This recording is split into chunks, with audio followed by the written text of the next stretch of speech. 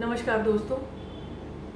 पूरे विश्व में एनीमिया एक बहुत बड़ी चुनौती है हम सब के लिए, और इसके बारे में जानकारी अगर हमें होगी तो बहुत ही अच्छा होगा। एनीमिया के कई कारण होते हैं, लेकिन आयरन डेफिशिएंसी एनीमिया एक प्रमुख तरह की एनीमिया है जिसका कारण होता है आयरन की कमी होने की वजह से एनीमिया हो जाना। इस पर्टिकुलर वीडियो में मैं आपको आयरन और हीमोग्लोबिन के बीच का क्या रिलेशनशिप है और आयरन कितना ज़रूरी है उसके बारे में बताऊंगी। बेसिक से स्टार्ट करती हूँ। दोस्तों, मेरी ये रिक्वेस्ट है कि मेरे वीडियोस को आप एक लर्निंग टूल की तरह लीजिएगा। आपको अगर ये वीडियो लंबा होता है तो उसके पीछे सिर्फ मेरी इतनी मंशा होती है कि मैं आपको वो चीज़ें बता दूँ जिससे आपका वो कॉन्सेप्ट क्लियर हो जाए। 5 मिनट में बहुत जल्दी करके कुछ चीज़ बताना और 10 मिनट, 12 मिनट, 15 मिनट में उन चीज़ों को अच्छे से समझा के बताने का यही मंशा है बस मेरी, कि आप उसको समझेंगे तो उसको इम्प्लीमेंट करेंगे। बस फ्यूचर में मैं वीडियोस को थोड़ा जल्दी ख़त्म करने की कोशिश करूँगी, पर अभी जब कॉन्सेप्ट बिल्डिंग की स्टेज है तो प्लीज़ आप मेरे साथ थोड़ा सा बेयर करिए और इसको पूरा सुनिएगा, ठीक है? तो हीमोग्लोबिन क्या है? हीमोग्लोबिन एक मेटेलोप्रोटीन है, एक प्रोटीन है जो कहाँ पाया जाता है? रेड ब्लड सेल्स, हमारे बॉडी के रेड ब्लड सेल्स में हीमोग्लोबिन होता है जो एक प्रोटीन है। हीमोग्लोबिन का स्ट्रक्चर क्या होता है? हीमोग्लोबिन में 4 हीम ग्रुप होते हैं। हीम मतलब आयरन, और एक ग्लोबिन ग्रुप होता है। तो एक ग्लोबिन के चारों तरफ एक एक आयरन होता है। तो इस तरह से एक हीमोग्लोबिन का स्ट्रक्चर को आप इमेजिन करिए। 1 ग्राम हीमोग्लोबिन में 1.34 ml ऑफ ऑक्सीजन जो है बाइंड होती है। इसलिए हीमोग्लोबिन का नॉर्मल रहना जरूरी है ताकि ऑक्सीजन उससे बाइंड करे। तो हीमोग्लोबिन करता क्या है? हीमोग्लोबिन जो है हमारे लंग से ऑक्सीजन ले जा करके और बाकी सारे टिश्यूज़ में वो ऑक्सीजन को देता है, ट्रांसपोर्ट करता है, और जो गैसेस को बाहर निकालना है उसको वापस ले आके लंग्स में देता है, और फिर वो जब हम एक्सेल करते हैं यानी सांस बाहर निकालते हैं तो वो बाहर निकल जाती है। तो ये गैसियस एक्सचेंज में इसका एक प्रमुख रोल है। और भी रोल्स हैं पर प्रमुख रोल ये है। और कहाँ कहाँ हीमोग्लोबिन पाया जाता है रेड ब्लड सेल्स के अलावा? और कहाँ कहाँ पाया जाता है? ब्रेन के न्यूरॉन्स में पाया जाता है। मैक्रोफेजेस जो कि WBC, मैक्रोफेजेस, ये सारे हमारे इम्यून फंक्शंस के लिए जो बहुत ज़्यादा इंपॉर्टेंट सेल्स हैं उसमें पाया जाता है। फेफड़ों में, लंग्स में पाया जाता है। लंग्स के एल्वियोलाई में जो फूलती और पचकती हैं जब हम सांस लेते हैं और छोड़ते हैं, उनके सेल्स में पाया जाता है। सर्विक्स, फीमेल्स के सर्वाइकल सेल्स में पाया जाता है। फीमेल्स के वेजाइनल एपिथेलियल में पाया जाता है। यहाँ पर जो हीमोग्लोबिन है उसका फंक्शन गैसियस एक्सचेंज का नहीं है। यहाँ पर इसका फंक्शन है, रेगुलेट करता है आयरन के मेटाबॉलिज्म को और एज अ एंटीऑक्सीडेंट काम करता है इन जगहों पे। तो हीमोग्लोबिन का इम्यून फंक्शन बहुत स्ट्रॉन्ग है। रेस्पिरेशन के अलावा इम्यूनिटी में इसका बहुत रोल है।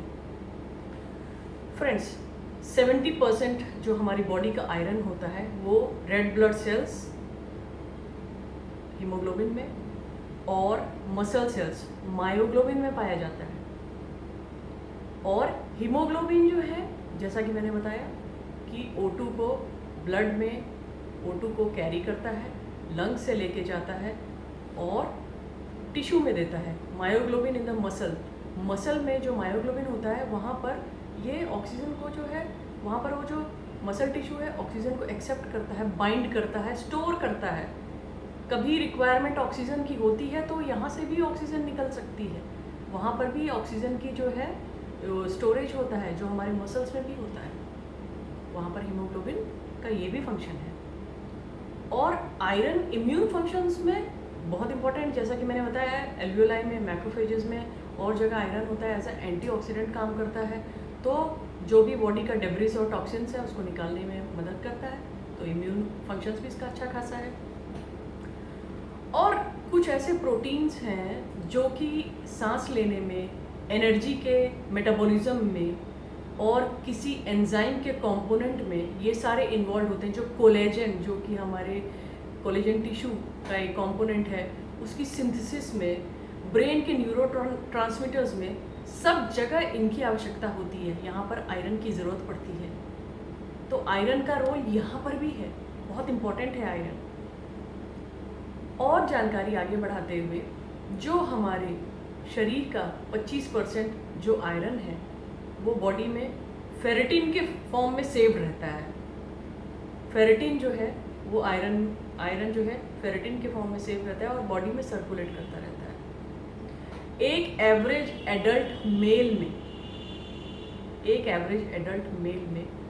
1000 मिलीग्राम आयरन स्टोर रहता है और एक एवरेज एडल्ट फीमेल में सिर्फ 300 mg आयरन स्टोर रहता है। 1000 mg आयरन 3 साल के लिए सफिशिएंट है। बॉडी में जब हम आयरन का स्टोर्स देखते हैं तो हम लोग फेरेटिन चेक करते हैं। जब आप देखेंगे सीबीसी की रिपोर्ट में कंप्लीट जो ब्लड पैनल होता है उसमें देखते हैं फेरेटिन। तो फेरेटिन क्या है? आयरन स्टोर्स को बताता है कितना आयरन आपकी बॉडी में स्टोर है, कहीं डिप्लीट तो नहीं हो गया, ख़त्म तो नहीं हो गया या कम तो नहीं है, उससे पता चलता है। फिर हम आयरन को सप्लीमेंट करते हैं। तो आदमियों में, एक नॉर्मल हेल्दी आदमी में 3 साल तक का आयरन स्टोर रहता है अगर उसको कोई और परेशानी या बीमारी नहीं है। एक औरत में सिर्फ 300 mg होता है और उसका साथ में ब्लड लॉस होता है, मेंस्ट्रुएशन होता है, प्रेगनेंसी होती है, सारी चीज़ें। तो फीमेल में आयरन डेफिशिएंसी बहुत ज़्यादा कॉमन है। उसके बारे में आगे एनीमिया में हम बताते जाएंगे आपको। फिलहाल आप बेसिक समझिए। तो एवरेज एडल्ट मेल और एवरेज एडल्ट फीमेल में इतना हो गया। अब ये बताइए, आपको ये सवाल होगा कि जो लोग ब्लड डोनेट करते हैं तो उसमें जो है कितना आयरन लॉस होता होगा। एवरेज एक ब्लड डोनेशन से 200 से 250 mg आयरन का लॉस होता है। तो इसलिए अगर एक फीमेल डोनेट करेगी तो उसका पूरा आयरन लॉस हो जाएगा एक बार में, पर अगर एक मेल डोनेट करेगा तो उस साल में आराम से 2, 3, 4 बार ब्लड डोनेट कर सकता है अगर वो प्रॉपर अपना ध्यान रखता है, क्योंकि उसके पास स्टोर है और फिर वो आयरन लेगा तो वो स्टोर बिल्डअप हो जाएंगे, तो उसको कोई दिक्कत नहीं है। और फीमेल्स भी ज़रूरत पड़ने पे कर सकती हैं, फिर उनको ज़्यादा ध्यान रखना पड़ेगा ताकि उनके आयरन स्टोर्स डिप्लीट ना हो, उनको आयरन डेफिशिएंसी एनीमिया ना हो जाए। आगे बढ़ते हैं तो होता क्या है कि अगर आयरन इनटेक हमारा कम होगा तो आयरन के स्टोर्स डिप्लीट हो जाते हैं, ख़त्म हो जाते हैं, तो आयरन डेफिशिएंसी एनीमिया हो जाती है, मतलब एनीमिया हो जाती है, जिसका कारण एक आयरन डेफिशिएंसी होती है। एक प्रेग्नेंट औरत को प्रेगनेंसी से लेके, डिलीवरी से लेके और बच्चा होने के बाद तक उसका कितना आयरन लॉस होता है? उसका करीब 740 मिलीग्राम आयरन लॉस होता है टोटल इसमें, और स्टोर कितना होता है? 300 मिलीग्राम। इसीलिए प्रेगनेंसी में हम लोग आयरन देते हैं ताकि उसके स्टोर्स डिप्लीट ना हो जाए, आयरन की कमी ना हो जाए। और आयरन के इतने इंपॉर्टेंट फंक्शंस हैं ब्रेन के फंक्शनिंग में, इम्यून की फंक्शनिंग में, ऑक्सीजन को ले आने ले जाने में, उसकी कमी हो जाएगी तो बहुत दिक्कत हो जाएगी। तो हम लोग वो सप्लीमेंट प्रॉपर करते हैं। जो महिलाएं अपने बच्चों को दूध पिलाती हैं, ब्रेस्ट फीडिंग मदर्स, उनको रोज़ 0.5 मिलीग्राम से 1 मिलीग्राम तक के आयरन की रोज़ की आवश्यकता होती है, इसलिए उनको भी सप्लीमेंट लेना चाहिए या अच्छी डाइट लेनी चाहिए। और एक और चीज़ है इंटरेस्टिंग, जो आप जानते होंगे, जिन लोगों को डायबिटीज़ होगी वो जानते होंगे कि एक टेस्ट होता है HbA1c, जो कि होता है ग्लाइकोसिलेटेड हीमोग्लोबिन।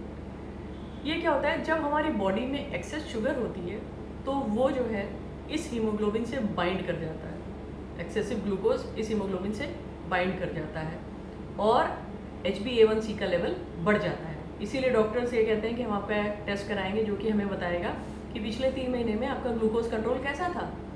वो यही HbA1c टेस्ट करते हैं। वो भी जो है एक प्रोटीन है, हीमोग्लोबिन HbA1c। तो ये भी एक फंक्शन है हीमोग्लोबिन का।